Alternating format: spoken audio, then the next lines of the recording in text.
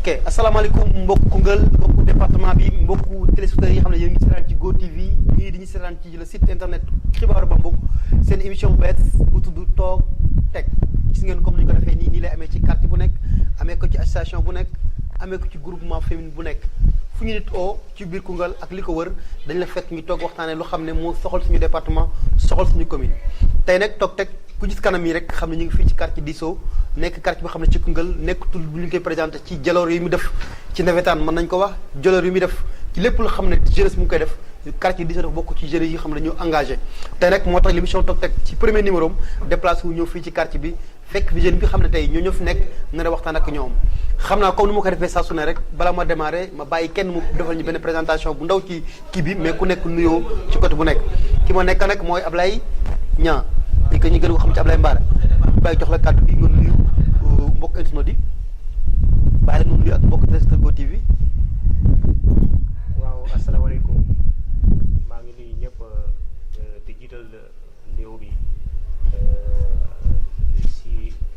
poñ bu ñu nekk ñëpp bu ñu déglu muy suñu yaay suñu papa yi suñu rakk yi suñu bëgg ñu seetaan yëpp di nuyu bépp téléspectateur bi nga xam ne yaa ngi ñuy seetaan nekk ci Koungheul yéen tamit di leen masawu coono seen déplacement bi ngeen déplacé ñëw ci quartier bi nga xam ne bu yeboo mel ne quartier Teranga la quartier jàmm la ku fi dugg rek xam ne ñun moom mooy loolu ñun ñëpp benn lañ ñu fay toog di ataay di waxtaan kon tey bi nga ñuy indilee émission bi muy toog teg saa su ne ñuy toog di teg kon ñun tey si tey amul lu dul gën leen a sant te di leen ñaanal aussi émission bi yàlla na ko yàlla gën a yokk moo xam ay tànk kanam muy émission boo xam ne fii la démarré comme ni nga ko waxee ci quartier Disso ki leen présenté léegi moom mooy Ablaye Mbara gis ngeen ñu toog ci plateau bi ñoom ñëpp ku nekk am dina ci am kaddu mais comme ni ñu koy démarré saa su ne rek sëñ bi maa ngi lay nuyu yow. waaw maa ngi lay fay grand nan la man Fafa Ndaw. Fafa Ndaw waaw yow looy def. man élève la élève ban classe nga nekk. première L2. première L2. lycée El Hadj Ibrahima Ba. waaw jox la si micro bi sëñ bi yow. waaw maa ngi nuyu ñëpp. di nuyu téléspectateurs yi. di leen jaajëfal bu baax a baax. bon man Bassirou Badji laa tudd. donc dëkk fii Koungheul. donc yaakaar naa fii laa yoroo fii laa màggee donc xam naa réalité bi nekk fii yëpp. donc je crois que débat bi dina nekk comme ni ko waxee sànq. donc di apprécier rek donc initiative bi. di ñaanal puisque bi moo nekk première émission. mu jur yeneen yoo xamante ni vraiment donc ay émission yu gën a am njëriñ lay doon ba ñu gis ne carrément donc changement am na ci dëkk bi. jërëjëf joxal micro bi grand yow nan la. waaw Mame Mbaye Niang.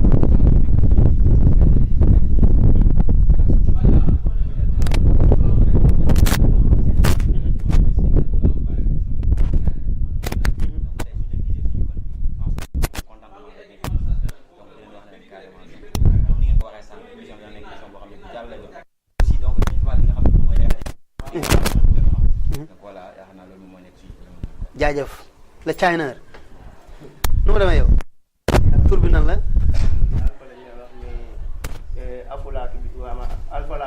mais afu lay woo quoi afu. waaw afu yow lay def. man yaakaar naa élève laa. maa ngi jàngee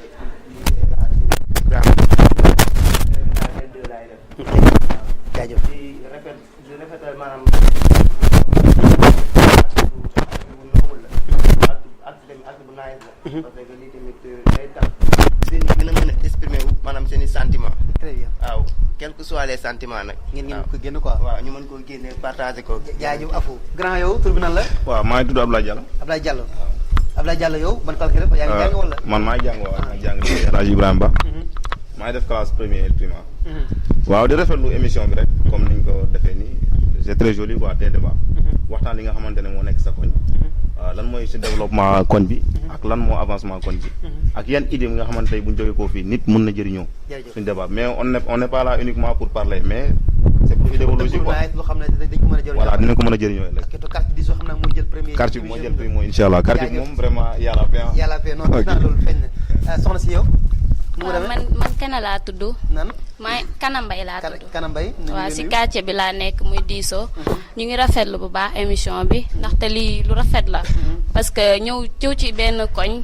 xale yu góor yi ñëpp daal wax lépp lu leen métti ci ñoom wala loo xamante ni moom mooy développé koñ bi. comme ça ñeneen ñi suñu supérieurs yi mën ñoo dégg mën ñoo jàppale koñ bi jëm kanam. ok yow lay def. man premier astafurlah terminal laay def terminal L2 waaw. terminal L2 ngay def ok kenn joxal micro bi ma ko yow grand nu mu demee. sant yàlla bu baax tur bi mooy nan. Kéba Njegéen laa tudd. Kéba Njegéen. waaw yow fu lay yow yaa élève nga encore. élève la waaw ci koñ bi laa nekk. TL2 lay def. TL2 nga def. jaajëf. maa ngi rafetlu émission bi. waaw moo di nuyu ñëpp ñaar di doon. jërëjëf. waaw aussi ñëpp ñi seetaan. ok nice na ça va ñu ngi lay jaare. waaw ñu ngi lay fay bu baax waaw tur bi nga présenté wax ñu itam na nga gisee lii. waaw asalaamaaleykum ñu ñuy seetaan ñëpp di ñuy teewlu émission bi yëpp vraiment ñu ngi kontaan bu baax a baax ci seeti bi ngeen ñuy seeti.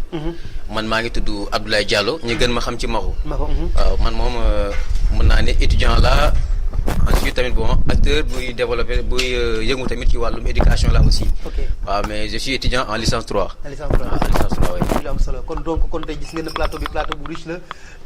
Mbaré moom ñaa kenn du ko présenté je crois que moom li mu wax doy na moo njëkk de présentation bi nii rek lay demee nag saa su ne ci quartier bu nekk ak ni ñu koy defee émission toog teg mooy neex teg suñu caayan toog mais waxtaanee lu xam ne day jëmale Koungheul kanam comme ni ñu koy defee rek Mbaré ci question bi ñuy demaat yéen ñëpp koy bokk tey ba lu ñu ñëw di ci quartier bi ñu nekk tey diisoo lan nga ñu mën a wax tey ci quartier bi ci est-ce que am ngeen lu ngeen yéen a ngi yëngatu direct ci Koungheul ak quartier bi fan la toll ci développement Koungheul ci côté yëpp tey. waaw grand maa ngi rafetlu bu baax sa laaj bi rek koñ bi nekk nañ fi ay xale mais defe naa aussi nekk nañ ak sunu mag yoo xam ne nii mais si tey réeroo amut ci ñu ne ñoom essence la et lépp lu ñu réer dañuy ñëw ci sunu mag yi ñu essence ñi ñoom it parfois aussi ñoom it xeebul ñi si ñun tey si tey sunu at fu mu toll defe naa koñ bi daal essence moo fi jiitu te tamit koñ boo xam ne aussi ñu gëm seen bopp la ndaxte tey si tey boo xoolee xale yi donte ñu ngi jàng mais ku jàngul aussi yaa ngi nekk si beneen liggéey moo xam ouvrier ngay nekk mala yaa ngi nekk ci leneen di daan sa doole ci biir loolu gis nañ ko association de développement parce que am na association des jeunes pour le développement de Koungheul bii la AJDKV am na aussi AJUCDK association des jeunes unis pour un Koungheul émergent lépp ci biir diisol am na aussi AE amicale des enfants am na aussi beneen association boo xam ne tout le temps que la aussi boo ko xalaat def naa yooyu yëpp ay association la yoo xam ne tey si tey defuñ lu tut dimbale koñ bi ñu ngi yëngatu ci koñ bi di leen jàppale ci wàllu développement bi comme li nga xam ne par exemple bon bu ko dënkee ci gàtt ci économie ci plan kii ne éducatif ci wàllu kii ne social bi ak yeneen ak yeneen parce que ñu fi def ay bon santé bi tamit am na ci assainissement yoo xam ne ñu ngi ko fi def te tamit même bu dee na tey si tey sensibilisation tamit tey si tey ay conférence yu am njëriñ lépp loo xam ne actualité la rek ñun tey si tey ni ñu gisee suñu bopp mooy organiser benn conférence et ñi nga xam ne nii ñoom ñooy ñëw bon animel ñi ko am na aussi association sportive comme suñu ASC Diso bi am na aussi mbootaay yi groupement fan comme à savoir bu ñoom Roqe Sarr bi ak bu ñoom kii ne Xoree Baaba ak yeneen ak yeneen kon daal man koñ bi daal dama jàpp ne mag ñi toogun xale yi toogun léegi nag mbir mi mooy c'est-à-dire que toog ñu ngi góorgóorlu mais buñu sañoon tamit tey seen ndimbal boobu noonu fu ñu ko yaakaaree aussi tey si tey bu du gersoo daal nit ñi mën a jàpp nañu parce que ñun tamit amul lu dul suñu koñ amul lu dul boonu Koungheul waaw loolu daal defe naa ne moom la koñ bi taxawee moom la koñ bi taxawee mooy que ne koñ bi daal dof mu ngi dem mais am na lu comme par exemple am na loo xam ne doxul mais li dox wax nga ko mooy que ne xale yi nangu nañoo jàng éducation bi yéen a ngi ci ñu jàngul ñu ngi liggéey parce que tey ku xool plateau bi lépp plateau bi terminal lañ de première ay toog ay étudiants ñoo toog ci plateau bi mais comme ni ma ko waxee rek yow ci même question bi rek la ñuy nekk ci koñ bi nga dëkk lan nga mën a yokk ci li ko tey présentation koñ bi la mais lan moo doxul ci koñ bi loo xam ne tey mën nañu ko fësal Sénégal yi waaw di nuyu ñu seetaan ñëpp encore di leen nuyuwaat daal di wax ne tamit maanaam di rafetlu maanaam initiative bi naaj na trop mais koñ bi je pense que comme lu ñaa wax rek gars yi mooy loolu fii ñëpp maanaam amal ay jàmbaar lañ dañuy daan seen doole ñi même am na ñu nga xam ne cité wu leen mooy ñi nga xamante ne nekkuñu ci association nekkuñu ci groupement mais ay ouvrier lañ dañuy xëy dem marché xam nga ay électricien am nañ fi ay menuisier lépp a ngi ci biir koñ bi gars yi ñu ngi dóor waar quoi ay jàmbaar lañ en plus loolu yëpp bu ñu koy def pour bëgg a développer maanaam développement su balaa moo am d'abord day commencer ci kër yi ci nit yi développé kër gi développé koñ bi développé su boobaa dëkk bi dina mën a développé te je pense que maanaam lépp ci liggéey rek daal la mën a tënku te gars yi tamit comme nu wax tooguñu ñëpp a ngi ci je pense que daal en somme daal loolu la quoi ñëpp a ngi ci waaw. waaw man moom comme ni ñu ko waxee rek. donc pour ne pas répéter. donc damay ñëwaat wax ne puisque ñun moom fii lañ màggee lu ma wax sànq donc xam nañ réalité yu nekk ci koñ bi. très bien bon bien vrai que koñ bi vraiment ay jàmbaar ñoo fi nekk parce que déjà réputation boobu la ñu am. donc fii ay jàmbaar ay liggéeykat ñoo fi nekk ay jàngkat peut-être ouvrier comme ni koy sànq moom ay liggéeykat lañ mais aussi y a ci côté bi tamit donc ay problèmes yi nga xamante ni donc war nañ ko mën a xool. yu bëree bëri mooy combien. voilà donc lu ci mel ni day soo jëlee d'abord donc ci côté donc jeunes yi nga xamante ni ñooy fi nekk bëri fi ba bëgg a dee donc aussi donc bëgg si li ñu jàpp bëgg liggéey parce que comme ni nga ko waxee te amuñu dara si li ñu jàpp donc yaakaar naa donc il est temps aussi donc ñu wane ne carrément war nañu mun a def de sorte ba ñooñu jeunes yooyu ñu ut leen donc placé leen ñu xam ne carrément donc dinañ am fu ñu liggéey am fu ñu jàpp kon message bi war a mën a jàll ci autorité yi voilà ñu xam ne quartier diisoo am na des jeunes yoo xam ne jàng nañ wala am na ñoo xam ne tamit voilà bëgg nañ ko mais amuñu fu ñu dem exactement loolu pour ñu mën a jàppale pour ñu nekk ci dara voilà yow ban proposition nga am ci loolu voilà loolu moom comme ni ma la wax sànq rek moo nekk ñi nga xamante ni tey parce que déjà Koungheul dafa am benn particularité dafa am benn sens pour man mooy que ne tey soo xoolee ci gouvernement Sénégal de manière générale donc doomu Koungheul yu bëri dañoo bokk ci gouvernement bi déjà donc je crois que ñi nekk foofu noonu war nañ jël message bi ñu jàppale ñu donc ñu jàppale jeunesse Koungheul donc suñu jàppalee jeunesse Koungheul je crois que ci beneen sorte donc Koungheul ci boppam la ñu jàppale donc te instant bi moom vraiment ñu ngi lancé message boobu donc ñi nga xamante ni ñoo nekk ci kaw donc ñu bàyyi xel ñi nekk ci suuf jàppale ñu xam ne carrément ñun ñoo mën a tabaxal encore ensemble suñu dëkk donc yaakaar naa ma dem ci kanam donc mu ngi am solo dañ si ñëwaat ci question yi xam ne war nañu ko jox autorité yi xam ne war nañu ko mën a jot comme nañu ko waxee bi mbaari génn ci côté éducation kii génn ci éducation kii dane am na ñuy des ci koñ bi ñu xam ne tey war nañu mën a jàppale parce que am nañ seen i diplôme am nañ seen i mën-mën mais mënuñoo dem ba léegi parce que jàppale gi dafa des loolu danañ si ñëw ñëpp la comme ni ñu ko defee rek la ngeen wax ci question boobu wala balaa ñu jàll lay wax ci question bi Makhou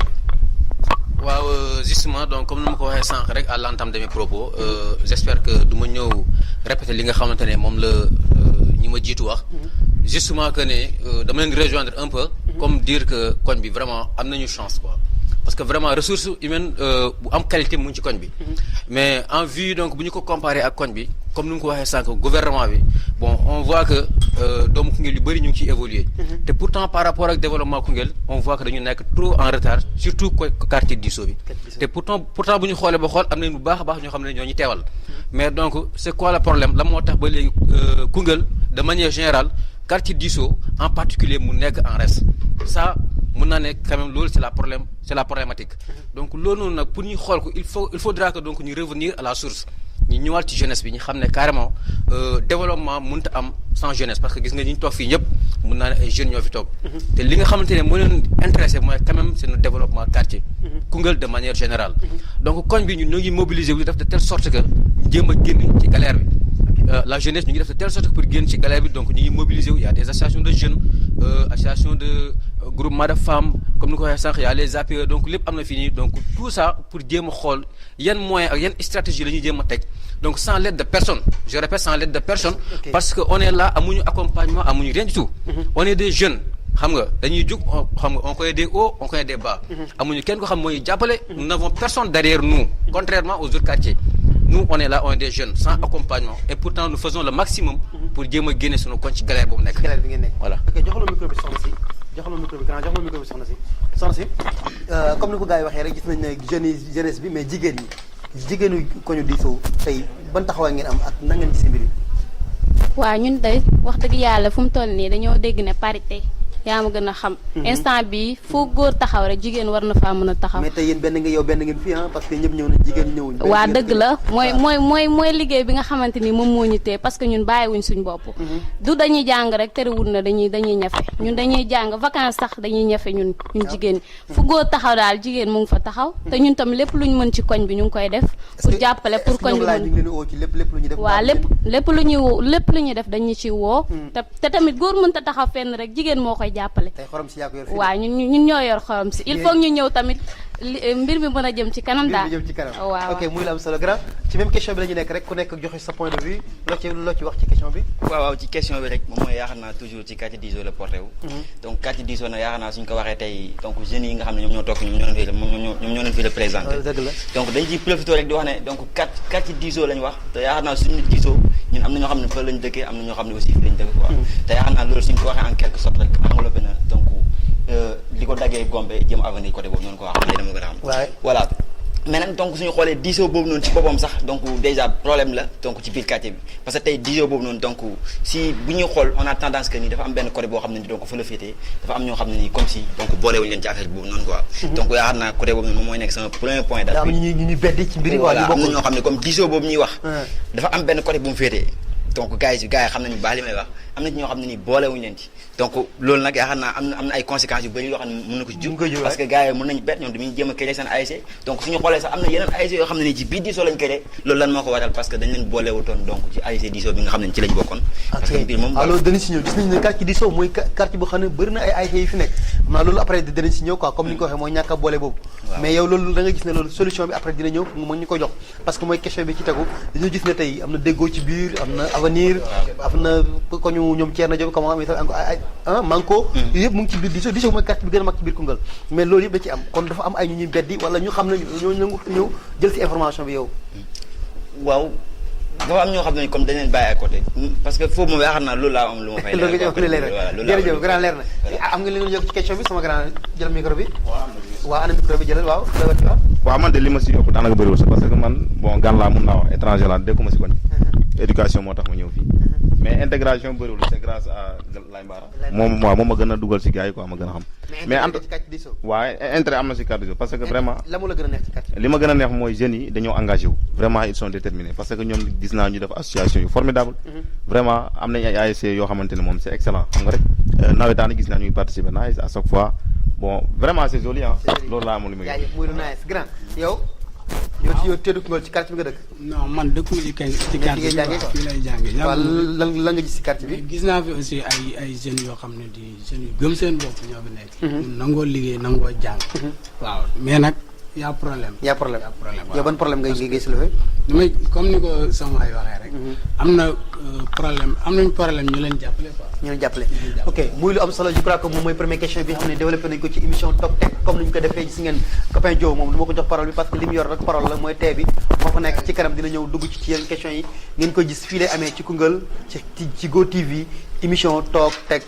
tracé mu jàll Koungheul jëriñu ci ñëpp jëriñu si première question bi jàll nañ dafa ñu benn taxaw seetlu ci quartier bi nekk di quartier diisoo comme ni ko Ablaye Mbaare waxee ak ay copain am gis ngeen de am lu dox am lu doxul laay gars yi nee nañ am lu dox am lu doxul yéen bonne proposition ngay am pour ci quartier balaa jàll ci dëkk bi dugg ci jeunesse ak politique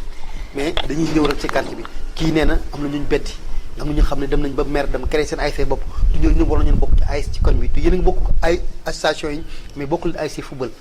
loolu yëpp ci biir quartier diisoo la am loo ci wax waaw man si biir problème bi noonu man damay njëkkee ci ndaw yi nga xam ne ay tout tànk leen def association mu nekk association de développement pour bëgg a jàppale na quartier bi mu jëm ci kanam mais tamit ci biir développement boobu noonu xëy na ñoom ay xale leen mais defe naa ne tey si tey ñu ngi dund ci ay moments yi difficiles yoo xam ne tey si tey ku ko xam mënoo koo xam mais ñu ngi nekk di góorgóorlu parce que da ngay gis même ba ci association yi sax à travers yi nga xam ne moom la ñu organisé da ngay gis membre bu ñëw da ngay def na participation c'est-à-dire que 100 francs ak sa carte membre say tey bi ngay jaay à 500 francs loolu noonu moom mooy jàppale association mu jëm ci kanam programme bu amee ñoom ñooy sacrifié te pourtant ñoom lépp loo xam ne nii dégg nañ ko ci boo ci quartier bi muy participation muy ci côté clinique sociale ñoom dañ ci gën a participer mais nag bëggoon nañ tamit autorités yi ñoom tey si tey parce que quoi que noonu di ñoom buñ soxloo dara dañuy ñëw ci koñ daf benn descente kon ñun tamit en revanche parfois aussi danañu soxla mais day dëgër parce que boo xoolee koñ bi problème bu may njëkk a soulever mooy association yi fi nekk benn amul ci récépissé te pourtant loolu dañ cee dox ba sonn ñu nga commencé ko ci ADK bi association des œuvres de développement de Koungheul ville depuis 2007 leen ko formé mais ñun suñu démarche mooy dam neen fu nekk même ba ci inspecteur ndaw bu fi nekkoon inspecteur de la jeunesse man temps yi ma nekkee président association dem naa fa multi reprise tey si tey li ma lay wax pour nga xam ne dëgg la dem naa ba à la fin bi dafa ma bindal certificat de dépôt ne ma certificat de dépôt bii nii fépp foo ma dëgg dem ci autorité yi moom ngay wane na carrément déposé nga récépissé mais xoolal 2007 ba 2018 ñaata la jusqu'à présent ni amuñu récépissé nga xool beneen association muy AJ association des jeunes unis pour un Koungheul émergent jusqu'à présent ñu amuñu récépissé nga xool groupement femmes yi fi nekk amuñu récépissé ñun échanger ñun dañoo bëgg a laajte où se trouve le problème te pourtant ñun ñu ngi def ay démarches lépp loo xam ne tey wax nañu demal fii dañ fay dem jusqu'à présent tey ni nit ki même boo nekkee sénégalais amoo carte d'identité boo génnee da lay ramasse mais ñun ñu ngi nekk di dans suñu doole mais le problème qui se pose mooy li nga xam ne moom mooy tax ñu xam ne yow miy carte lii moo lay wane ne tey même bépp financement wala bépp c'est-à-dire investissement bu amee yow na ci mën a bokk nga am récépissé mala nga am c'est-à-dire que li nga xam ne moom la ñuy gestion de mandarga bi ñun boon amuñu ko loolu defe naa ne moom moo nekk suñu loolu daal moo nekk suñu problème qui est majeur te parfois aussi yeneen kii ne problème yi boo xoolee tey ñun koñ bi lampe day tàkk tey si te lampe day tàkk nga jékki-jékki bon mu fay nga toog ay mois yoo xam ne nii tey si daal boo xoolee ñun tey alignement bii nii ndox bi yëgul fii nii xool tey see waa boor bi am na ay sancaan mais tey see pour nga am ndox rek da nga jël ay goutte dem ci yeneen robinet di rooti loolu mu nekk ay yeneen problème yoo xam ne boo ne gis nañ ko ci koñ bi tey see balaa nga doon xam jëriñ émission bi nga jaar ci koñ bi am na benn pax bu nekk fii nii mais pourtant pax bi boo xoolee ci depuis ci na travaux affaires yi la mais boo xoolee pax bi te pourtant ñun yàgg nañ kaa kaas mais à chaque fois boo ko kaasee doo ci gis solution. est-ce que dem ngeen ci mairie bi dem ngeen fi nga war a jëm. man sama bopp dem naa ba ko ñoom Mayacine Camara ci boppam moom monsieur le maire ci boppam mu may dégg dem naa ba ci moom jël pax bi daf ko vidéo oo ay xale yi ndaw daf leen xawma ne caméra xawma dem ba ci moom ne ko pax bii nii tey ci tey afa ci travaux yi la ñoom ne tali bi baax na mais tey si tey ndox bi lépp luy ñëw rek ci pax bi lay jaar dem mais bu ngeen toogee ba tey si tey benn xale dee ci pax bi ngeen ñëw dugg seen oto ñëw na jaare ko ak lu ngeen ko mënti def bakkan moom moo gën a foor loolu noonu pax baa ngi nii tey si après émission bi ngeen fa jaaree mën nga kaa gis te pourtant pax bi nekk ko ma rek maa ko kaas am na si ñeneen yu ko kaas mais jusqu'à présent ñun ba léegi ñun mënuñoo xam lan la te pourtant fii si Fallou Koungheul biir moo la kaas parce que Koungheul biir kaas ñu gën a mag ci le Koungheul si la bokk muy école 3 bii nii mais dama tax ñoom tey see bu nekkee ci politique ñi ñëw comme ça par exemple dugg waxtaan ak ñun ay ñun bu leen soxloo ñoom tey see loolu du ci am man na ci biir loolu man dama jàpp tey see koñ bi en réponse bi dinaa ñëwaat si koñ bi parce que tey see loolu koñ bi moo war a saafaan bi te na nekkee saafaane mooy ñun ñëpp ñu toog waxtaan seet li nga xam ne nii moom mooy gën intérêt général te bañ a demal intérêt individuel man Abdoulaye Niang je suis politicien li ma ñor mooy man sama bopp kële fële la nekk moom lu ko ñor mooy boppam tey see loolu bu ñu ko defee rek koñ bi di jëm ci kanam mais tey see pour koñ bi jëm ci kanam mooy ñun ñëpp dañuy jël ku nekk sa intérêt nga tegee ko ne jël koñ bi ne comme ça lii kat war nañ kaa mën a def école 7 moo ne ci buntu lycée bi école 7 bii nii amul ndox te pourtant ay xale yu ndaw école kii primaire la jusqu'à présent ni ndox dugg fa courant dugg fa mais lu waxul courant sax mais ndox war dafa mën a dugg parce que tey xale yi yow da ngay jàng da ngay gont mais jusqu'à présent xale yi ñu ngi jéggi raay bi itam di jàng yi fële nele jusqu'à présent amul ndox mais loolu tey see ñoom ñi nga xam ne tey see am nañ moyen mais bu ñëwoon tey même bu nekkee ay statique mais li ngay wax yëpp seen diggante la ak mairie bi parce que ci quartier bi la nekk man sama question dama doon laaj quartier bi la tax mu am ay problème ci biir mais problème yi wax c'est très grave lii war na ci moo gën am solo parce que tey yéen dafa mel ni yéen sant leen seen bopp ci biir Koungheul parce que tey bu demee ba am école boo xam ne amul ndox école boo xam ne amul courant am benn pax bu nekk fi boo xam ne danger la à tout moment ngeen koy gis di ko wax amul leen ko ay station yi fi nekk mënuñu am récépissé kon ça veut dire yéen dañu leen bedd ci Koungheul noonu nga bëgg a wax wala mu demee noonu loolu la ko gisee man loolu laa ko gisee keneen ak keneen noonu la ko gisee te pourtant mel na la ko fi fal ñun ñoo ko fal parce que école 3 bi Koungheul bi moo gën a rëy ci Koungheul daanaka te pourtant ñoom saa suñu soxloo dañuy ñëw jàppale léegi dama ne koñ bi ñoom ñoo war a ànd ak esprit conscient toog ko waxtaan xam ne carrément ñun kat lan mooy mën a saafara nit bi mooy ñëpp àndandoor xàccandoor dóorandoor mu nekk benn kàddu man daal loolu daal dafa naa su ma ko defee daal yow loo ngay proposé man loolu laay proposé quoi ñu def benn sensibilisation toog ko ñëpp ñu waxtaan ci seet c'est-à-dire que kenn problème bi nan lañ ko mën a saafara mu jeex mais sinon ku ci nekk boo toogee nii di kaar rek man defe naa bon amul njëriñ à travers émission bi nag xëy na lii tamit ñëpp bu ñu seetaan dina xam ne ñun kat bon nekkul Abdoulaye Niang mais c'est le cœur qui parle c'est le cœur qui parle loolu quartier Diso la ak seen i problème comme ni mu ko waxee c'est vrai que am na ay jafe-jafe ñun jafe-jafe bi ñu wax mooy ñàkk ànd bi mais beneen jafe-jafe bi mooy ci ne mairie bi lu bëri li mu fi war def lu bëri def ko comme ni ñu ko waxee parce que benn pax boo xam ne depuis afa ba léegi bi ñu nekk seen chantier ba léegi mu ngi fi école bi fi am di école 7 amul ndox amul courant ay xale yu ndaw dafa jàngee loolu problème la la nga yokk ci problème bi loo gis waaw man moom donc comme ni nga ko waxee je crois que de manière générale moo xaw na résumé affaire bi sax mais li ma gis man moom personnellement voilà li ma gis mooy instant bi il est temps donc ñun ñi nga xamante ne ñoo nekk parce que fii ku fi falu comme ni nga ko waxee sànq ñoo la fal donc ñu toogaat posé suñu bopp question xool kan lañ war a fal instant bi nii donc kan moo jara donc teg ci kaw koo xamante ne su demee donc au moins donc dina mën a représenter dignement donc li tax ñu lii ko waa représenter quartier ou bien représenter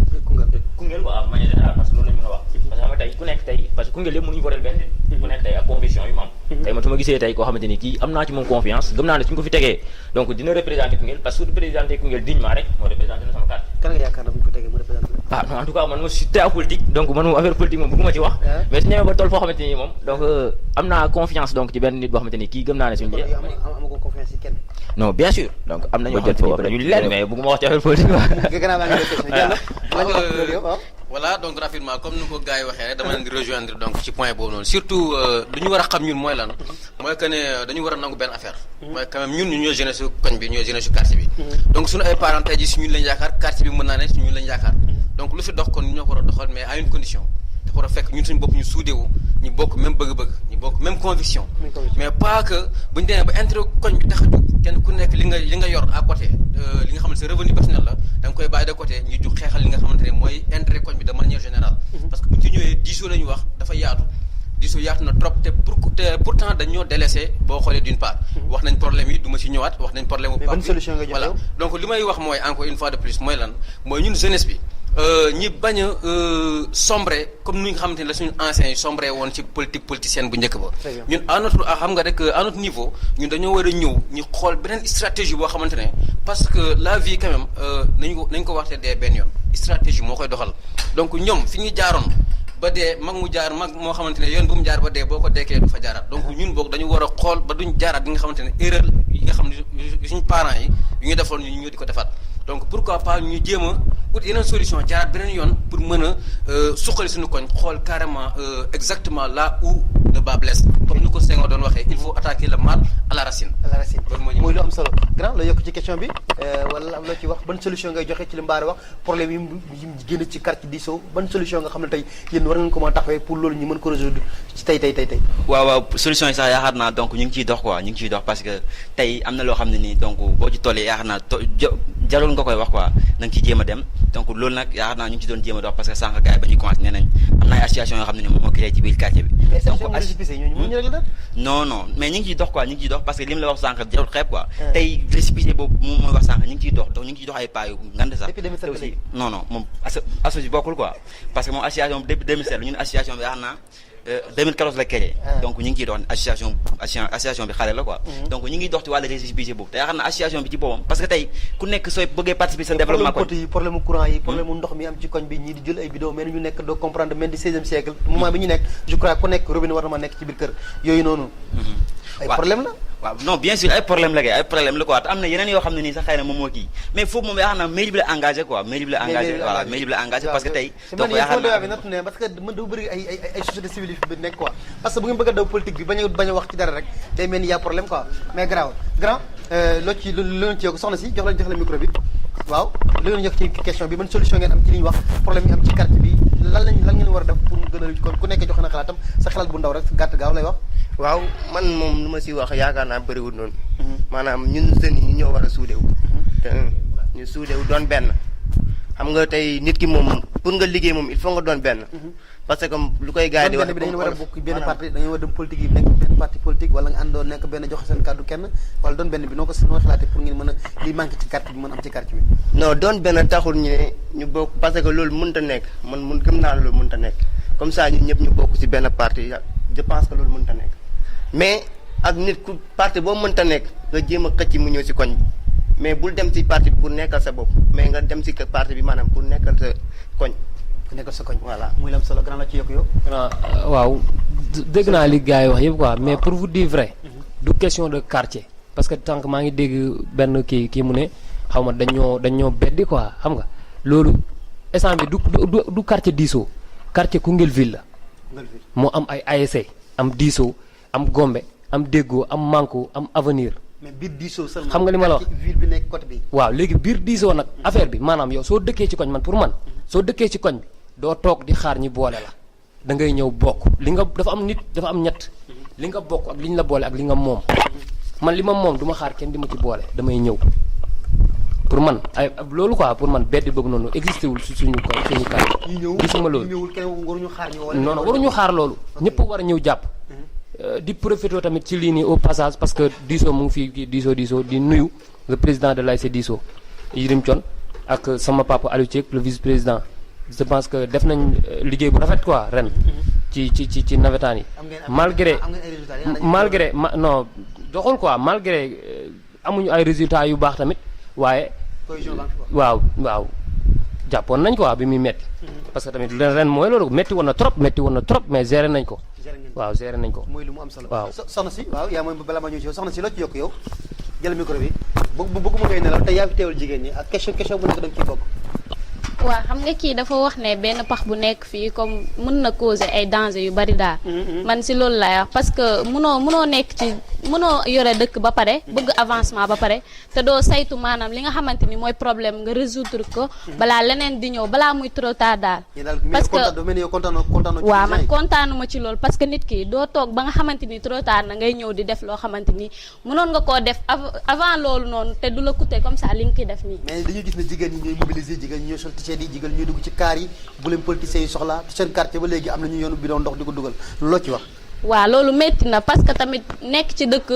am ñoo xamante ni yoruñu ndox lu toll ni Koungheul wax dëgg yàlla loolu waroon nañ ko mën a dépasser sax te fu mu toll nii am na ñu représenté ñoo xamante ni jege nañ président jege goo xamante ni loolu waroon na fee jeex instant bi ay wuti ndox ay wuti courant yooyu waroon na fee jeex bu yàgg ndaxte dañ naan Olof Njaay danaan xoddeeku ca ba nga lakkaleegul wante toog ba lakkale di xoddeeku loolu moom gisuma ci benn sens daal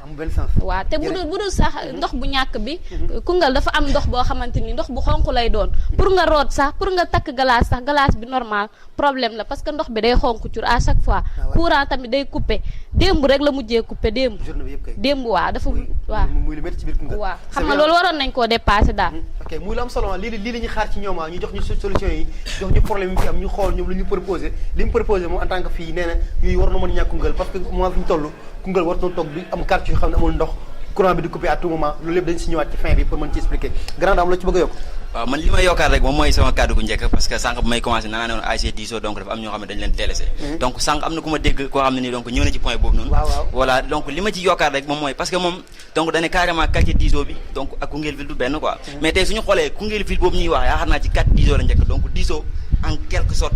donc yaakaar naa moom moo laloon Koungheul ville comme tey ASC yooyu créé yëpp ci biir Diso lañ nekkoon quoi donc du ma wax parce que man côté nawetaan donc bien vrai que dama koy suivre mais donc kiiw ma ci baax mais loolu su ma koy wax donc yaakaar naa réalité la te ñun ñi fi nekk xam nañ ko bu baax te aussi tey ku xool quartier di créé ci benn ASC di créé ci benn biir ASC nga xam ne donc vraiment y a problème boobu dañ si ñëw si nawetaan Koungheul je crois am nga leen ci bëgg mais grand yow loo ci wax c'est vrai que yéen ay comme ni nga ko waxee quartier bi ñëw ngeen boole leen ci biir quartier bi ay njàngaan ngeen mais xam ngeen problème yi nekk ci quartier bi te amul solution bu ndaw bu ñu mën a jox en une minute ñuy dugg ci benn question waaw man solution bi may proposé rek mooy jeune bi fex jéem a ànd doon benn yokkal baat bi gàll waaw l'union fait la force quoi bi àndee doon benn jël kàddu gi yokk kenn yaakaar naa lu ñu bëgg rek war nañ ko mën a am jeunesse bi si boppam moom moo yor réew mi waaw moo yor kat mais moo yor waaw waaw loo ci bëgg yokk yow man moom deux remarques laa def yoo xamante ni mérité na comme ça yaa ngi koy wax mérité nañu taxawaat ci tuuti donc benn sànq ci soulevé na fi question am nañuy bedd am nañuy beddewul et que je pense que instant boobu suñu demee ba toll foofu noonu ñu naan Diso am nañu bedd ñu beddewul ñi nga xamante ni ñoo nekk si bureau bi ASC Diso donc je crois que war nañu mën a gën a yaatal affaire bi donc dem si ñëpp jël leen parce que ni suñu la jiitalee tamit donc bàyyi xel ñëpp parce que mënoo wax ne comme Papa Ndaw sànq bi muy wax nee na loo bokk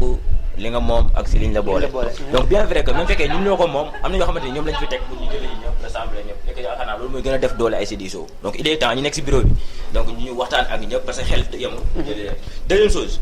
yow yaa ko souligné sànq parce que nga ne débat bi des na neex parce que gars yi lu ñu bëri ku ñu wax politique mi ne man je suis purement apolitique donc je crois que suñu demee ba toll foofu nag loolu dafa leer nañ les politiciens yi donc il est temps démasqué tuuti quoi donc indi benn dama ragal na gars yi làqatu sax am na ay politiciens ci biir parce que si lañ ñëw nii sax mooy thème bi léegi jeunesse ak politique attention ku ñëw rek ku ñëw rek ne man si ak rapidement balaa ngay changer si ok damay revenir def benn recul bu ndaw si ginnaaw comme sànq li nga wax mooy si dañuy enjamber tout demaat tout si politique bi rek bon di wax ne fii problème bi di fi nekk c'est pas politique moo ko mën a régler bon je m'explique la moo tax ma ne du politique moo ko mën a régler fii avant politique d'abord y a l'homme d'abord l'homme avant muy nekk l'homme politicien donc ki nga xamante ne moo nekk ci gouvernement bi bien vrai que politicien la mais bu demee pour mu régler problème bu quartier bi c'est pas statut politicien la ko war a régler mais en tant que doomu Koungheul en tant que natif Koungheul loolu moom la ko war a mën a régler parce que tey ji bu demee toog fee ne au lieu que muy casse parce que pour jéem a am benn statut politique ci wutu président bi dafa war a casse d'abord en tant que moom natif Koungheul mu xam ne dëkkam doxul mu représenter fa d'abord Koungheul pour xool recenser yan problème ñu am ci Koungheul mu eggee ko mais bu demee foofu noonu du fa demee en tant que statut politicien bon voilà juste man moom personnellement kontaan ma si ñoom parce que la moo tax may la man vraiment man je suis apolitique bon bien vrai que nag politique moom kenn mënu ko échapper quoi tôt ou tard dinañ ko def amoon naa ci benn début mais bëriwul ma génnaat ci parce que carrément li ma gis moo ma doyul waaw li ma gis moo ma doyul pour lan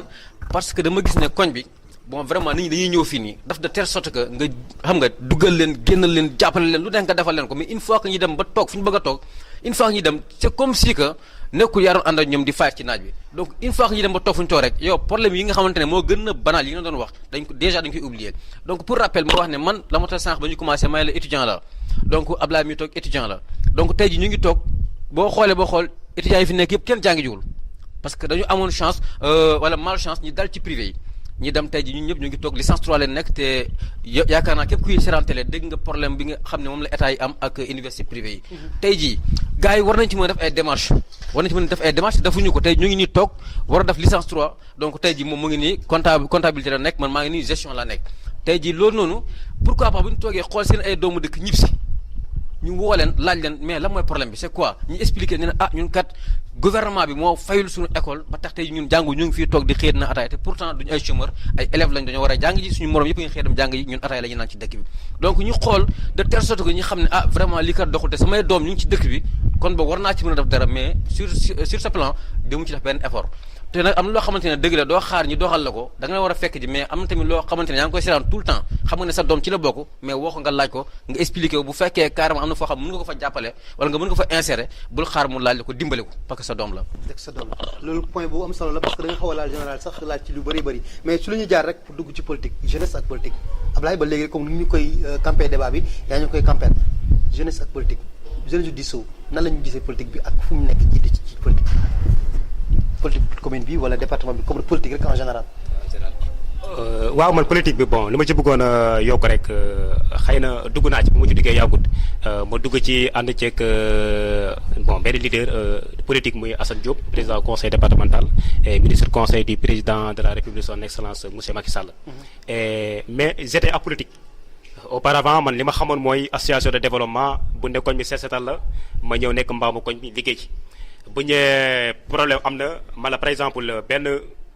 cas am na ñu ñëw organiser conférence kon bi yëpp génn ñu sensibiliser leen ci loolu mais dama ci kanam xam ne loolu rek doxul ma xam ne tamit politiciens yi tey si tey en tout cas ñu ne ñoom ñoo fi nekk te defe naa ne comme que fal lu mënta ñàkk la te ñoom bu ñu falu yàlla ñu fal kon man tamit dama jàpp ne nit ki waroo ko xooloo ba rek nga toog ne je suis apolitique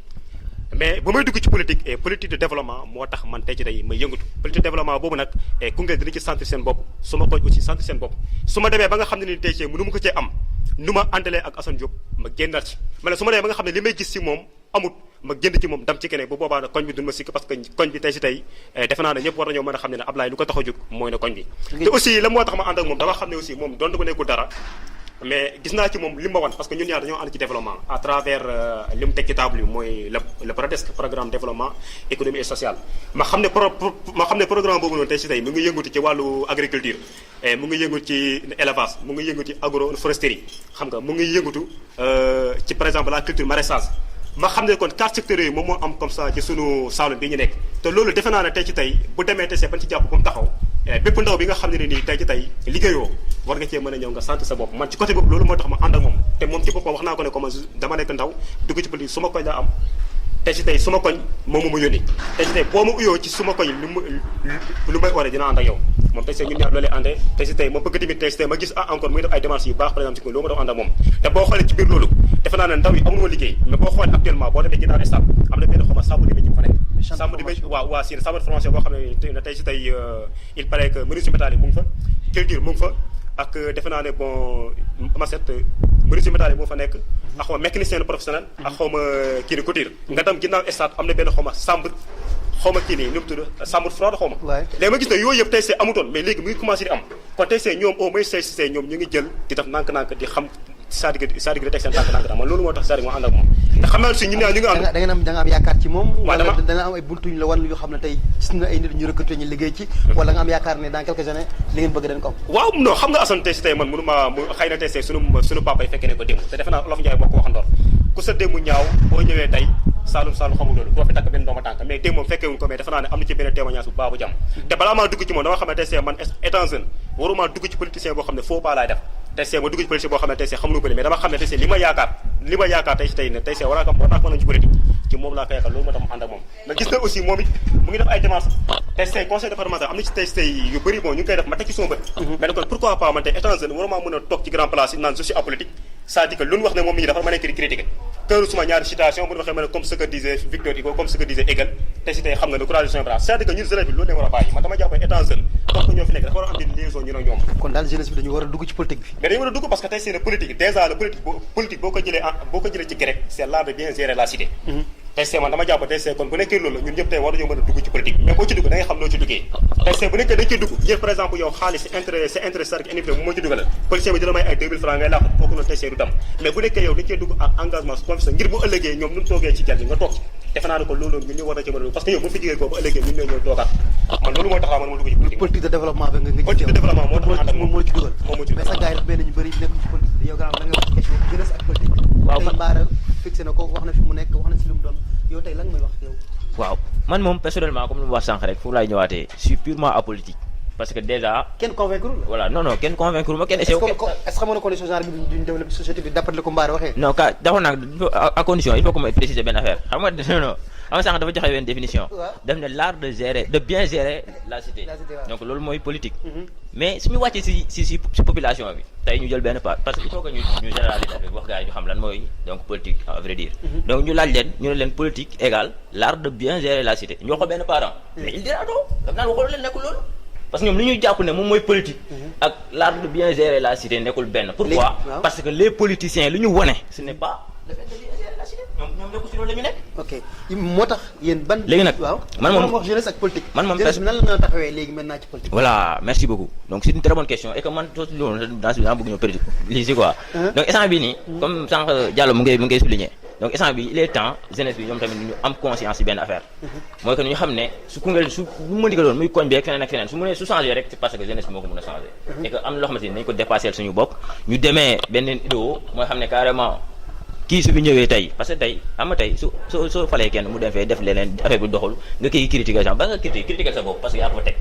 donc il est temps ñun ñi nga xamante ni ñu ñooy teg ñu critiquer suñu bopp ñu xoolaat xam la wala ba bless Diallo mu koy souligner sànq suñuy teg ñu teg koo xamante ni kii gëm nañ ne donc su demee dina mën a représenter dignement comme ni ma ko waxee sànq ñun société bi fii ñu teg ko foofu noonu parce que tamit mënuma concevoir donc di jël. xam nga ba léegi yaa ngi ciy ñëw ñu teg kenn. voilà question yi passé laaj naa ko kan nga yaakaar na bu ñu ko tegee mu dem mais nga ne ma non non. waaw ku ma yaakaar na man suñu ko fi tegee muy dem mooy celui-là qui est responsable parce que xam nga tey population bi li ñu dund non du ñu responsable man je suis pas d'accord am la moo tax mënu nekk responsable parce que tey am na ñoo xam ne tey te même population bi tamit fautif la ci côté boobu noonu mooy que da ngay gis tey koo xamante ni kii il est franc il est direct il est juste quelqu'un de bien la donc mu nekk fii nii à côté donc beneen waay nekk foofu peut-être millionnaire la milliardaire la bëri na xaalis donc mu ngi ñëw mën na la jox tey 2000 francs 3 4000 ay yooyu noonu donc su demee ba fal jot. ba jeunesse bi di jël xaalis. politicien tout simplement pour fal ko benn t-shirt. mais c'est grave. loolu laa lay wax nag loolu nag laa lay wax ne dafa doy waar moo tax ma la il faut que ñu dépasser idéo boobu. ñu dem xam ne carrément donc ki nga xamante ni peut-être moom moo nekk référence. pour mais li Ablaye Mbaye wax léegi politique de développement. ñu dugg ci politique. gis benn projet dugg ci gis ko xam ne am na benn projet wax ne pour Koungheul la mu dugg ci moom ko convaincre ko parce que si li nga nekk la nekkoon mais mu dugg ci. li wax ci loolu. xam nga damay départ jëlaat ay mots Kéba Mbaye dafa am lu mu waxoon avant moo dee. donc man moom je l'aime trop. daf ne woon ce n'est pas la politique politicienne devant tout le monde si tel la ko waxee. ce n'est pas la politique politicienne qui développe un pays et que loolu man dama ko gëm. nekkul politique politicienne mooy développé amul politique développement tey xam nga la tax ñuy gis loolu ñu koy gisee benn côté parce que suñu ko xoolee benn côté muy ñëpp dañoo yaakaar ne suñu politique wul rek mënuñu jëriñ askan bi et que suñu demee ba toll foofu noonu je crois que la chose devient tellement grave parce que war nañ dépasser niveau boobu noonu ku nekk tey nga xam ne man ci lii laa war a mën a yëngatoo pour jëriñ sama société ma yëngatu si jëriñ sama société bañ ut xaalis bañ ut lii ni donc je crois que loolu am solo je crois que dañ ci ñëwaat ak lay ak kii Ndaw la ngay wax ci question boobu noonu jeunesse ak politique tey jeunesse du diisoo nu ñu taxawee ci politique gis nañ ne comme ni ko Ablaye Mbaye campagne débat bi wax na ne c'est vrai que am na lu ko convaincre nekkoon na ni ko xam ne gëmutoon politique mais am na lu ko convaincre pour dugg ci politique yow ci lu ndaw loolu ci ñëwal tey nan nga gisee taxawaayu politiciens yi ak jeunesse su Koungheul ak politique. waaw comme lu kii wax rek man moom vraiment man tamit je suis purement apolitique. bàyyi loolu waaye yaakaar naa ñëpp xam ñoom ñii non du question de laqatu non pour l'instant mais pour l'instant instant bi may wax ak yow am na koo xamante ne nii j'ai un ami c'est un étudiant envoyé na ma ay vidéo am 2 fois gis naa ci moom ko loo nga xamante ne nii pour man kooku instant bi nii am naa ci moom yaakaar mais aussi dama lay wax benn affaire le président Macky Sall suñu waa kër suñuy seraan dañ may dégg dañuy xam li may wax le président Macky Sall premier tournée bi mu njëkk a def ñëw fii dama taxaw booy tax ma ne leen kii ñu naan ma ne leen kenn mënu ko tere nekk président ñu ne ma lu tax ma ne leen parce que dafa dëggu te man mosuma faral politicien te dama koo faral. kon yow moom nga la day dem Macky Sall dama ko àndaloon non non instant pare naa ci moom. ah bon du ma ko nëbb dama raxas si Macky Sall ba set wicc bëgguma sax toog nii tudd Macky Sall. ah ouais waaw damay kii quoi mais instant bi am na ku ma am yaakaar tamit cette fois-ci. ci kan nga am yaakaar. du ma nëbb Ousmane Sonko. am naa si moom yaakaar instant bi ñu toll nii.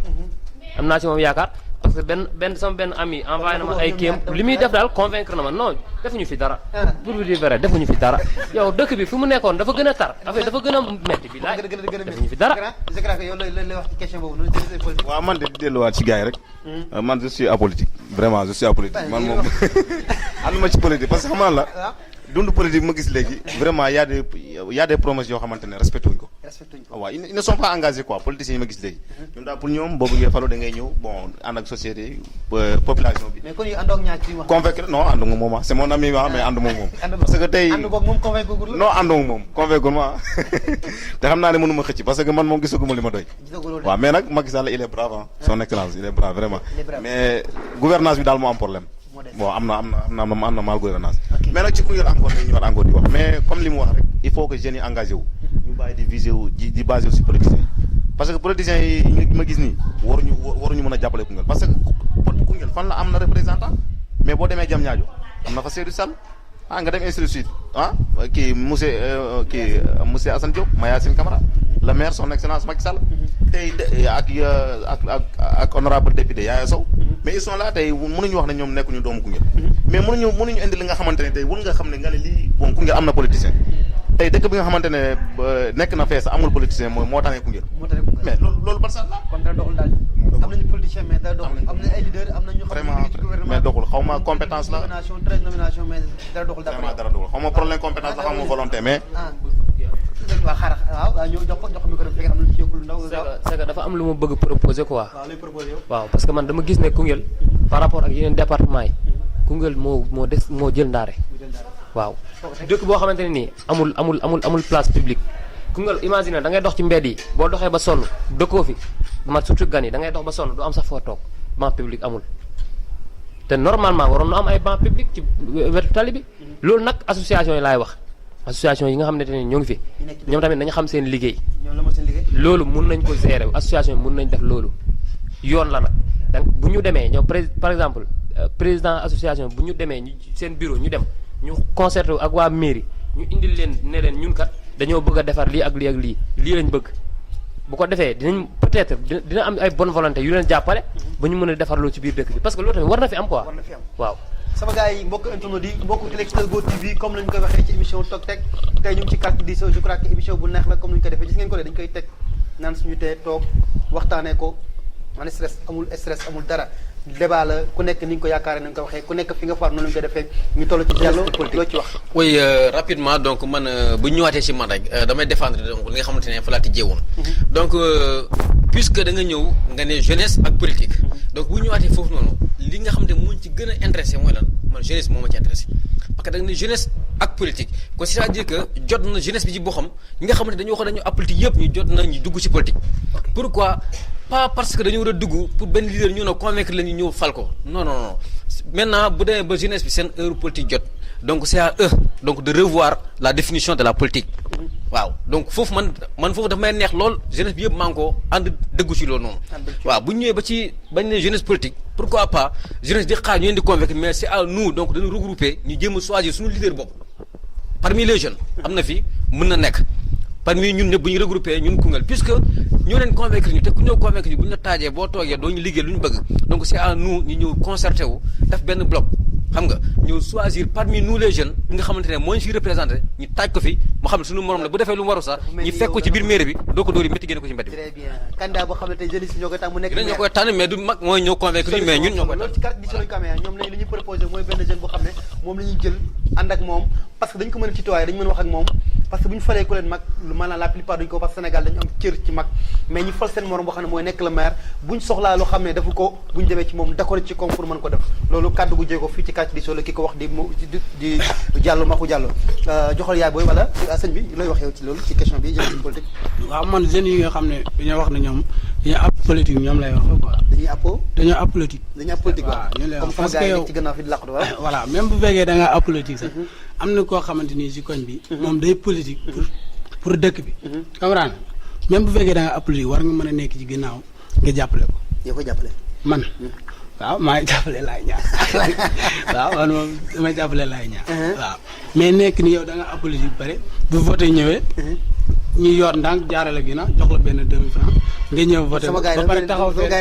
waaw taxaw fee ba pare naan da nga ab politique xam nga loolu da ngay waar loolu jëmale dëkk bi kanam waaw man dama bëgg jeunes yi gëm seen bopp dugg ci politique waaw joxal soxna si joxal yaay boobu non grand bi du ma si ñëwaat ñëw nga ñaari yoon soxna si lay wax ci question boobu noonu jigéen ñi nu ngeen taxawee ak politique waaw xam nga ñii naan dañoo apolitique. xam nga boo gisee ñoom lu tax ñu ne dañoo apolitique parce que ni ñu gisee politiciens yi di doxalee ñoom moo leen neexul. mais ñoom doyu leen waa mais doo toog rek na doyu leen di leen seetaan ñoom ñuy def lu leen neex. mais da ngay bokk comme ça nga wan leen stratégie bi nga xam ne mën nañ koo utiliser pour jëmale réew mi kanam man loolu laa gis mais boo toogee croiser les bras naan je suis apolitique ba pare yow defoo dara loolu ba tey léegi yaa ñooñu yéen a yem parce que ñoom defuñ lu jëmale réew mi kanam yow tamit defoo ko parce que yow maanaam dugaloo ci sa loxo daal. kon nag gars yi ñoom dañoo war a bokk ci politique. waaw dañoo war a bokk pour wane daal leneen maanaam joxe seen kàddu wala joxe seen stratégie comme ça nit ñi mën see topp ñu xam ne lii daal mooy politique. pour jëmale su ma la déggee yow joxe nga sa kàddu yow foo nekk. yow. man kii laay jàppale. ah kon yaa ngi ci politique bi ah. waaw laay jàppale maa ngi ci ginnaaw. yaa ngi ci ginnaaw laay. ok grand waaw bala maa ñëw si laay. voilà man moom li may commencé rek moom mooy parce que gars yi sax dégg naa ñu ne donc ils ont apolitique. man moom fi may commencé moom mooy donc je suis politicien. voilà mais pas cette politique politicienne donc comme le disait Kéba Mbaye nee na ce n'est pas la politique politicienne qui développe un pays donc politicien la mais aussi donc damay leeral bu baax nekkuma politicien. donc nag parce que non voilà parce que xam nga la moo tax ma nekk politicien parce que dañ ne la politique c'est l'art de bien gérer la cité et man je suis acteur de développement et donc gérer la cité jaaxal naa c'est un acte de développement loolu moo tax ma ne politicien la actuellement nag bokkuma parti te aussi parew ma sax pour bokk parti politique mais nag donc parce que am na benn passé boo xam ne toujours daf may ñëwal waaye nee na cette chose qu'il faut faire cette bonne œuvre qu'il faut accomplir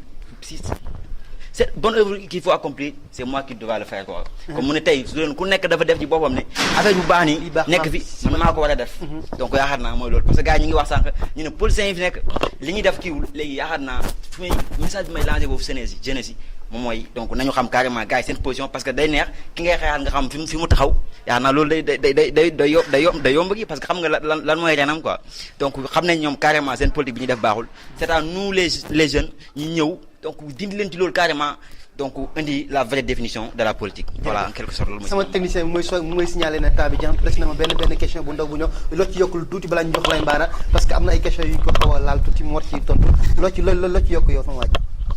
je pense que yaakaar naa jeune bu nekk. war na dugg ci politique. waaw te yoon engagé ngay dugg ci politique yow. waaw man engagé wu ma nag. parce que lan moo tax engagé gu ma gisaguma ku ma doy. gisagoo ku la doy. non. ban proposition nga am ban genre fil ko bëgg ki nga bëgg ki la doy nan lay mel. yan comportement la yor. ku ma doy yan comportement la yor moom mooy koo xamante ne dafa juste dafa direct koo xam ne day wax loo xam ne lu am la. te aussi tamit bëgg naa jàppale jeunes yi parce que fii la plupart damay gis politiciens yu bëri dañuy ñëw ne man xam nga damay jàppale jeunes yi damay kii di wax au nom maanaam si waxee jeunes yi quoi di ko doxee mais au fond bu ñu demee ba falu rek mooy loolu dañuy fàtte carrément jeunes yi. ku ci nekk sa bopp nga kii. sa bopp nga fay nekk lu am solo loolu balaa laay mbaar am la ci yokk. jox ko micro bi laay jël micro bi waaw. waaw donc kii laa bëgg 30 secondes la 30 secondes merci beaucoup kii laa bëgg li muy wax être apolitique ak bañ a lii nii nekkul benn. donc man li ma gis la moo tax ma ne je suis apolitique pas parce que gisuma koo xamante ni doy na ma su jot élection jotee damay dem voter ko nekkul loolu de nekkul apolitique rek damay toog maandu ci non mais il est temps ñu orienter affaire bi ñu xam ne carrément nekkul politicienne mooy développer affaire bi mais ñu investir ci économie ñu dem bay yi ñu investir ci éducation ñu góorgóorlu ci école bi jàng yéen doon ji leneen ñu dem orienter pensée yi ci leneen xam ne am na yeneen secteurs yi fi nekk ñu war a dem jàng ñu xam ne carrément nekkul politique daan ñaari proposition moo fi génn la proposition de Diallo et la proposition de Niang Diallo dana pourquoi pas ñu jël benn jeune yëpp ànd teg ko jox ko ndomb tànk mu nekk ci mairie bi bu deful lu war def ñu fekk ko fa kii ne noonu moom am na benn projet bu ko convaincre le Prodesc de Assane Diop moom mu nekkutoon ab politique la mais bis ni ki tey ànd ak moom parce que loolu da ko convaincre xam ne dëkk bi ñu nekk ci benn milieu bu xam ne milieu agroforestral la comme ni mu koy waxee mbay moo fi dox ak yooyu ñaar yi la ci wax waaw man moom premièrement Diallo donc lu mu wax man moom na su ma si lii du ma si d'accord ak moom parce que déjà dafa mel ni si dafa xaw impossible parce que ñëpp mënuñu bokk conviction moom li muy gis ci benn jeune boobu noonu peut-être man gisuma loolu ci moom donc moom peut-être mën na ko faral man faraluma ko ku nekk ak ay conviction kii lu mu gis ci Assane moom peut-être loolu doy na ko mi ne man kii gis naa ne mën na jaa soxal dëkk bi waaw peut-être kenn gisu ko mais ku nekk nag gis am confiance ci kenn après mu lii ko quoi. mais fekk kon au début dama gis balaa émission bi démarré dégg na pour mu dox na jeunesse bi nekk benn bu mu nekkul benn kon nan la développement daal non jeunesse bi nekk benn ci lenn mooy ku nekk nga xam ne donc ki ngay fal na la doy yow na nga xam ne carrément kii li ma koy tax ma koy fal pour développement koñ bi moo tax pour koñ bi moom moo tax mais pas moom bañ a nekk parce que ay lii nii loolu c'est impossible. c'est impossible yow la ci yokk benn seconde laa la may ndax ñu ngi waaw ok non garaawul je vous remercie man ci genre lu femme bi wax rek maanaam pour affaire xaalis man loolu sax moom ma gën a poussé si li ma gis si Sonko quoi moom day ñëw teg nit yi waxtaan ak ñoom gëm ne leen carrément yoruma xaalis bu ma leen jox waaye lii ak lii ak lii ak lii laa bëgg a def te daf ciy dëggu li mu koy waxee boo ko déggee rek bu ngeen bu yéen a koy dem bu faloo ngeen proposé xaalis dama war a mobiliser dama war a jël car dama war a luy ay nit. non man yooyu sax man moom vraiment bokkuma ci yooyu man même faral bi yëpp sama carte laa yor ba ma pare dem voter ko man kenn man mosuma dem loolu def loolu ay dugg ci oto man yooyu bokkuma ci. man noonu man loolu duma ko def. ok muy lam solo la waaw. ok waaw damay laaj benn seconde comme ñëpp waaw damay ñëw justement donc waxaat ci lu Badji wax donc tantôt donc bu ñu ñëwaatee ba ñu ne intérêt Koungheul moo ñu tax a jóg justement damay revenir bu baax ci propos yi ma waxoon bu ñu demee ba ne intérêt Koungheul moo ñu tax a jóg te ñu commencé ne jeunesse dañoo war a suudewu donc foofu laay waxee que pourquoi pas bu suudewu weesuwul ñun ñëpp ñu mobiliser wu bokk benn objectif xam ne Koungheul bokk na ci développement yu gën a reculé pourquoi pas ñun jeunesse bi yëpp ñu suudewu bokk benn conviction jël suñu morom encore dama si ñëwaat jël ki nga xamante ne ñun moom moo ñu doy suñu morom lay doon parmi ñun parce que fii jeunesse bi boo duggee ay cadres ñoo fi nekk ñoo ngi toog fii yor seen ay diplôme toog am koo xamante ne ñoo koy jël ñun jeunesse bi mobiliser yéego ko teg ko ci kaw doogu ci mairie bu defee lu warul ñu fekk ci biir mairie bi génne ko ba ci tali bi kañ la fay dugg parce que tey jeunesse bu dégg ñu ne yaa ngi songu mag ñi waaw voilà c'est ça parce que idéologie boobu moo ñu nax parce que en matière de développement amul kii mag dama ko war a jox cër parce que kat ma jox la cër ba nga di ma lor tamit tegoo ko fenn parce que boo yow boo nekkee mag nga war ma wan yoon nga nekk di ma tegg ci kaw yoon bi tamit doxul donc di wax ne aussi politique bi tamit mu ngi changé tamit petit à petit ñu ngi dem parce que comme Abdoulaye Niane nu ngi ko waxee sànq donc mën naa ne politique de développement mu ngi ñëw parce que gars yi léegi ñu ngi ñëw di politique ak ay projet comme exemple bi mu cité du ma si ñëwaat am tamit yeneen exemple yoo xam du fi jeex parce que amoon na fi tamit benn leader boo xam ne tàkkoon na fi mu nekkoon aussi monsieur Abdou Mboub avec Karnatange donc extra pourquoi pas ñu jëlee léegi politique bi si genre boobu noonu si yeneen domaine voilà mais nag damay delloo encore dañuy fal suñu morom jeunesse bu deful lu war génne ko ci mairie bi teg ko ci tali bi doo ko doon kii dem mel ne dugg leader rek muy Karnatange lay ñaan lan ngay wax ci loolu yow waaw man dama bëgg a leeral ñaar parce que comme que tamit waa Koungheul defe naa ne ñëpp dina ma seetaan tey dama ànd ak Assane Diop ma waxaat ko mu leer suba li ma gis si moom su ma doyut dama ko fi bàyyi dem ànd ak keneen de parce que man sama koñ moo ma ñor te aussi loolu laa ànd ak moom dama ne ko père mu ne ma ne ko xam naa ne am nga expérience politique parce que ku fekkee Senghor fekkee Abdou Diouf fekkee Abdoulaye Wade ba tey kooku am nga expérience bi mais xamal laa ñaa tey su ma ne damaa dugg damaa engagé man dama bëgg su ma ñëwee ci Assane Diop man mu xamal ma c'est-à-dire que xam-xamu politique man bu boobaa tey si tey man ñoom fu ñu toog boo ëllëgee même bu nekkee day yàgg man bëgg naa faa toog mais pas ànd ak leader boo xam ne nii boo na jeune la day maye xaalis bon su ma ñëwee moo ma cabal ma tam déedéet loolu duggul ma ci politique man c'est-à-dire que dama ànd ak c'est-à-dire que gëm-gëm ci politique loolu ma ànd ak Assane Diop pour mu guider ma te moom xam naa ne tey si tey li ma ànd ak moom rëccu ko parce que mu may xamal yu bëri aussi à chaque fois saa su ma wooyee rek balaa maa décrocher téléphone bi rek damay jël sama note parce que lépp lu may wax rek xam naa ne carrément ne njëriñ ci man ñaareel bi boo gisee ma duggal ci politique encore c'est parce que li ma gisoon suma koñ bi dëgg la am na ay problème de mais ci benn côté problème yi ñoo ko teg suñu bopp parce que politique bu nekkoon ci koñ bi doxul déjà da ngay gis campagne bi bu passé politicien kenn du fi ñëw mais bu campagne jotee rek ñi ñëw fi bu ñëwee indi la mbana indi la 16 mais mban ak 16 bu du wax te pourtant li ma ci gën a métti rek mooy politicien bi bu ñëwee maye mban ak 16 bu demee yow kër gi nga xam ne nii tey ci tey yow leen bàyyi foofu ne mban ak 16 bi politicien bu demee campagne yu si passé yow borom kër gi yaay jël 16 yi di ko loué di dugal sa poste te pourtant yow boo doon oote koñ bi ñoom ñoo génn ñëw may la doole mais après politicien bi su demee yow sa bopp yaay nekk di loué ma xam ne loolu tamit si benn côté bi naaj ma gis na ñoom à safara ñëw ci mbara séer ñuy daw ma la par exemple su leen mayee 2000 francs ci élection yi ma gis na ne loolu nekkul lu dox mais ne ko su ma ñëwee ci politique man c'est-à-dire que nan laay duggee politique de développement bi dinaa la ko leeralal mooy damay ñëw c'est-à-dire que ñu ne xale bii nii dàq nañ ko école xale bii nii ay parents amul moyen ma ñëw ci politicien bi ne ko kii kat ci koñ bi la dëkk yàgg na maa jàppale bëgg naa de ñu yóbbu ko ne privé mu jàng ci tey si privé boobu noonu tey si tey politicien bi encadré ko tey si ba mu jàng ba am ci da bagam loolu noonu politique de développement la man maa ngi koy def Assane Diop xam ne ci dara ñu ngi waxtaan bañaa ko ba courant bu mu coupure bu yàgg bi ak ndox bu manqué damaa jël sama téléphone oo ko ne ko mon père lii la moo ci solution parce que vous êtes le président du conseil départemental ñun ñaar waxtaan nañ ci après bu ñu toogee quelques jours affaire yi wàññee ko la mais nit ki ne ko da ngay waxtaane politicien toog ne waxta ona suma liir nangam naa du moom moo ko defar non même bu ko defarul mais en tout cas moom suma devoir mooy lu ma falee c'est-à-dire que li ma àndalee moom ma rëccu ma ko mais am na ci tey si jeunes yoo xam ne ni ñu ngi ànd ak politicien bi xam nga lan la ñuy wax politicien bi su ma ko waxee dëgg rek place bii ma toog nu ma ko jegee nii beneen jeune mooy ñëw jël sama place man loolu noonu man nekkuma ci genre man dama bëgg c'est-à-dire que policiers yi ñoom mënu ma leen si ko la ma mënu ma si ko mooy tey plateau bu ñu ko xoolee deux personnes par exemple IDAM ma jox la IDAM bii nii unité départementale de détection maladie pourtant ñu ngi parce que pourtant am na ay carte IDAM dañuy ñëw fii nag ñi fay ñi dafa defal leen pip parce que émission lañ nekk ci télé lañ nekk doo fi tudd IDAM waaw garaaw waaw léegi d'accord mais dama bëggoon testé policier bi mën naa ñëw ci koñ bi tey si tey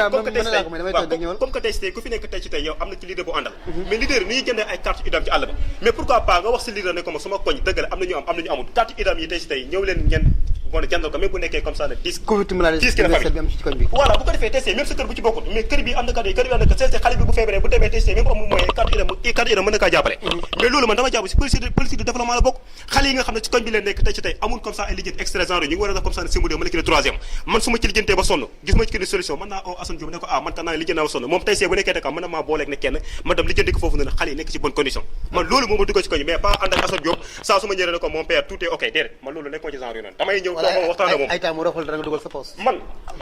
non motivation parce que olof Ndiaye nee non olof Ndiaye nee na mag buy naan olof Ndiaye nee na ndox buy naan ndox bu tàng xala mag buy naan ndox bu tàng su ko sa tax mais tey li may xaaj Assane Diop du loolu de parce que loolu motivation la rek c'est-à-dire motivation loolu war na ko parce que nit ki tey xale da nga ko yónni mu ñëw sax ngeen ko ñaar fukki kan mama ka may kooku noonu day kontaan c'est-à-dire que loolu ma def parce que moom it tey ci tey boo xoolee ci parrainage bii nii ñaata yoon laa simi suma daal du ko ci koñ mais loolu ay motivation parce que tey see loolu may def noonu téléphone bi maa ngi wax parce que même émission bii nii tey si am na ñu bëri yoo xam ne dama leen convaincre on leen téléphone mais tamit yooyu tamit nit ki mënoon na ko boole politique ma te par exemple yow démarche bi dafa yow dugg si Jakarta dem fii ni au téléphone loolu nga xam ne kii étudiant la amul ko mais parfois tamit faa nga koy jàppale ko man politique boobu noonu moo dugg ci moo tax ma dugg ci koñ bi te inshallah rabbi suba su ma gisee na carrément ñun ñaa am na benn tiraillement mën naa ànd ak kenn mais pas comme ce que disait Abdoulaye Wade je renouvelle ma conscience ci président Macky Sall nit ko am ngor la nit ko am jom la bu ëllëgee tegal ko vidéo bi ñu ne moom moo ko waxoon Macky Sall voilà te faamu na aussi xam nga Ousmane Sonko boobu na ma dugg na moom mënu cee daaw ko parce que Macky Sall la moo ci nekk mooy dëgg la nit ki mënoo matal yëpp 100% kenn mënu koo def nit ki da ngay liggéey fii nii critique mënta ñàkk parce que yàlla suñu borom moom moo mën a matal essence mu ngi liggéey man moo li ma gis ni nekk may mu yeggali 2e mandat si jàmm après comme que tey see mënu fee nekk abadan bu ëllëgee keneen ko toog ñu xam ne carrément moo la fi yàlla teg mais comme que moo la fi yàlla teg rek nañ ko jàppale parce que tey sport beeg yeneen ak yeneen Macky Sall mu ngi ci def ay démarches mais pas émission bi nekk nga ñëw Ousmane Sonko man je suis pas pour Ousmane Sonko de sport fi lañ ñëw comme wax leen ne temps bi dafa jeex bu yàgg ñu ngi ci deuxième question bi temps bi jeex na bu yàgg mais benn question rek la oui ou non la Koungheul nawetaan Koungheul dox na wala doxul non doxul lu tax doxul parce que benn question ci rek la fii terrain bi ñu koy fubalee baaxul du yoon kii micro bi nawetaanu Koungheul loo ci gis étranger dox na wala doxul bon absolument doxul moom dara doxul li tax doxul moom mooy que ne déjà mënuñu fubale ci àll bi te bàyyi stade bi mun a xambalang te ñu war ci liggéey stade bi mën a dox laa muy doo faaw stade bi baax naturellement doxul ban ki ngam parce que ASC yi déjà dañoo bëri te dafa rëy boobu ASC yi dañoo bëri te dëkk bi rëyul noonu ok non doxul loolu moom yaakaar naa ko wax loolu lay wax quoi doxul li tax doxul parce que terrain bi nga xam ne fa la ñu fubalee suuf boobu noonu jafe na condition yi stade bi ñu ngi ko téye fii depuis mën nañu wax 2 ans ba léegi ñu koy construire mënul pare yaakaar naa loolu moom moo tax doxul quoi waaw doxul moom vraiment parce que amuñ milieu bu gi quoi amuñ milieu vraiment ok grand waaw doxul parce que terrain bi ñuy fubalee nii baaxul te ñu ngi bàyyi stade bi dox ñu bàyyi stade bi comme ça grand non doxul la mu doxul parce que xam nga rek milieu bi ñuy fubalee nii war ñu fi fubalee parce que tamit stade boo xam ne construction depuis 2 ans xaw ma 3 ans ba léegi mënu pare paxe ok loolu am solo soxna si yow du ma laaj ci stade damay laaj ci jigéen ñi seen lan seen foyer de la femme bi ak yeneen ak yeneen la nga ñuy wax si ndax yéen ngi sant seen bopp li xale bu jigéen war a am ci développement yi Koungheul yéen ngi koy sentir non loolu moom dama naan la non lan la moo tax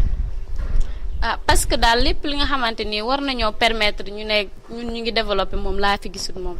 wax dëgg yàlla gisul leen dara tax ne laay si question boobu la ci wax si nawetaan ngay wax yow loo ci wax yow waaw man nawetaan yi bon jàpp naa ne doxul ci ASC parce que tey see bu nekkoon stade bi la soo fubalee am sa code part tey see mu jàppale mais fii tey see président yi fi nekk dañuy jógoo ko daanu loolu moo tax c'est-à-dire ASC yi bëri ñoo nekk ci difficulté mais stade bi super woon ngay fubal di am sa code part yi mën a jàppale sa ASC moo gën ASC yu bëri c'est-à-dire que ñu ngi fubal fii nii mais amuñu moyen te seen président yi aussi amuñu ay moyens yoo xam ne mën na jàppale mais bu ñëwoon fii nii stade boo fubalee am sa code part boobu mën na laa jàppale tey ci tey mu suqali sa ASC parce que tamit mënoo fubal fee tey ci tey fubal boo amul kii final doo am dara mais bu nekkoon stade bi la tey ci tey mën nga faa fubal nga am sa code part boobu mën na laa jàppale nga am c'est am na ci yenn bon besoin yoo xam ne mën nga kaa liggéenti waaw loolu moo tax daal mel ne bon nawetaan yi bon doxul en quelque sorte nawetaan doxul question la bu xam ne posé nañu ko ñi tey nekkoon ci émission Tok Tek fii ci quartier Diso mais ñoom ñëpp benn kàddu gu la ñu wax dara doxul fi lu tax doxul premier ñu ne stade bi depuis 3 ans 4 ans maire quartier Diso interpellé ñun Tok Tek interpellé na la parce que stade bi pare ba léegi beneen question bi nee nañu ASC yi dañu bëri loolu ñu ngi interpellé waa ODCAV di interpellé waa zone ñu bàyyi quartier ASC yi ñu créé ci quartier yi loolu waa Diso ñoo ko wax lii lay woon ak émission Tok Tek saa su ne nag nii lay demee ak ci quartier bu nekk maa ngi leen di gërëm di leen sant di leen wax ne fi lañu ko démarré ci quartier Diso mais je crois que li ngeen fi gis tey neex na leen ay xale yu engagé fi nekk xale yi xam seen bopp xale yi xam nañu koy doxalee wax nañ teg nañ dégg ngeen jëfee leen ko pour dëkk bi jëm ci kanam jëfee leen ko pour Koungheul jëm ci kanam fii la commencé ci quartier Diso quartier bu nekk am na ci part de responsabilité wool Go TV mbaa nga gis Vieux mbaa nga gis Amadou Matar Sarr mbaa Lamine Diouf foo ñu oo fu nekk ñu fekk la fa wax leen li xam ne mooy émission Tok Tek déglu leen waxtaan ak yéen mais li ñu jëlee tey si ñoom Ablaye Mbara di Ablaye Niang fekk fi ñu waa camp Sonko bi fekk fi xale jigéen ñi tey mu teewlu fi jigéen ñi kàddu yi rafet ñoom génne ak ñëpp ñi fi nekkoon je crois que rafet na mais du ma fàtte di remercier sama caméraman bi nekkoon fa ci gannaaw Lamine Diouf le technicien bi nekkoon ci gannaaw Lamine di Vieux xam na tey bu ñu waxee plateau bi tey bu melee nii naay see nii moom moo def lépp moo invité moo def lépp ak suñu booy Abdou bi ànd ak ñun ak ñu fekk yëpp ak waa kër gi ñu xam ne ñoo ñu dalal grand ñu ngi leen di gërëm di leen sant ci émission boo xam ne defee nañ ko fii ñu yaatal ñu may ñu suñu temps may xale yu ñu mën a génn seen xalaat je crois que lépp lu ñu fi jëlee lu nekk rek Koungheul dina ko jëfee dina ko jëlee dans 2 semaines quartier Diso dina am changement parce que jeunesse bi ma gis am naa ci ñoom yaakaar am nañ xel xam na nu ñu koy defee xam na nu ñu koy waxee mbokk yi lii la woon ak émission Tok Tek semaine prochaine ak beneen ASC mais beneen groupement Tok Tek jërë ngeen jëf